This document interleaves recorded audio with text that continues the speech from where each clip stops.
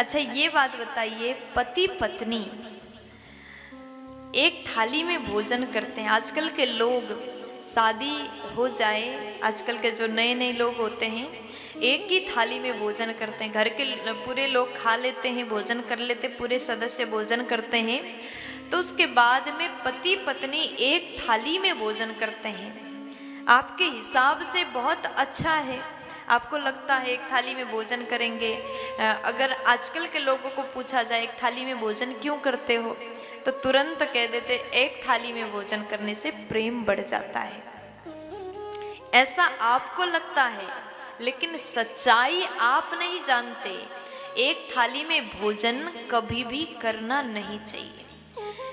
पहले के लोगों ने, आजकल जो भी नियम, ये उपाय जो हम बताते हैं, किसी को लगता है ये फालतू में बोल रही हैं, ऐसा कुछ नहीं होता।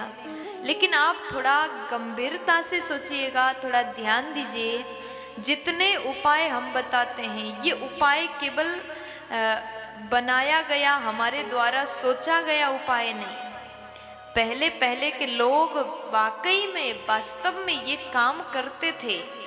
हमारे पूर्वजों ने जो किया उसी बात को हम आप तक पहुंचा रहे, ताकि आजकल नए लोग, जमाना बदल गया, नए तरीके से हर काम करते हैं। लेकिन पुराने लोगों ने जो किया, हमारे पूर्वजों ने जो किया, उसको हम थोड़ा सा अपने जीवन में शामिल करते हैं, अपने जीवन में वो करने की कोशिश करते हैं, तो उसका परिणाम बहुत अच्छा होगा।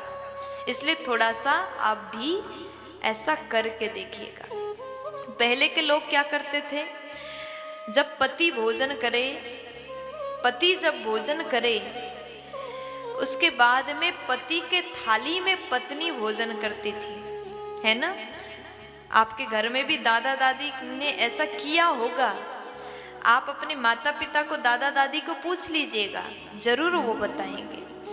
पति जब भोजन करे तो उसी थाली में पत्नी भोजन करती थी। ऐसा करने से समस्त तीर्थ का पुण्य उस पत्नी को प्राप्त हो जाता था। ये सच्ची बात है। तीर्थों का फल उस पत्नी को, उस नारी को प्राप्त हो जाता था। लेकिन आजकल के लोगों ने थोड़ा सा बदल दिया।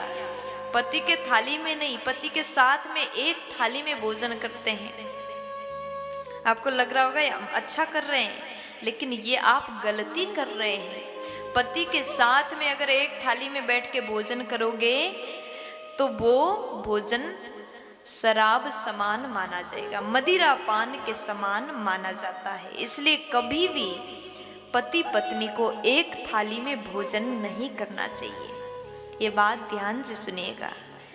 पति के भोजन करने के बाद अगर वो थाली में भोजन करे पत्नी, तो तीर्थ के फल, तीर्थ के प्रसाद समान बन जाता है। तीर्थ के प्रसाद समान बन जाता है वो भोजन। और एक थाली में भोजन करते हैं तो मदिरा पान समान हो जाता है। कितना अंतर है। इसलिए हर व्यक्ति को ये बात समझना चाहिए, सुधरना चाहिए। आप अगर गलती कर रहे हो तो इस गलती को आज ही से छोड़ दीजिए। और उसके बाद में कहा जाता है, अगर घर की बेटी, कुंवारी बेटी जिसका विवाह नहीं हुआ, पिता के साथ में अगर भोजन करती है, पिता के साथ में अगर घर की कुंवारी बेटी भोजन करती है, तो ऐसी बेटी पिता के अकाल मौत को भी हरण कर लेती है। कितना सुंदर महिमा, कितना सुंदर वर्णन। कुंवारी बेटी अगर पिता के साथ में भोजन करती है तो पिता के अकाल मृत्यु को भी हर लेती। बेटी का इतना सुंदर महिमा है। इसलिए कभी भी बेटी का अपमान मत करो।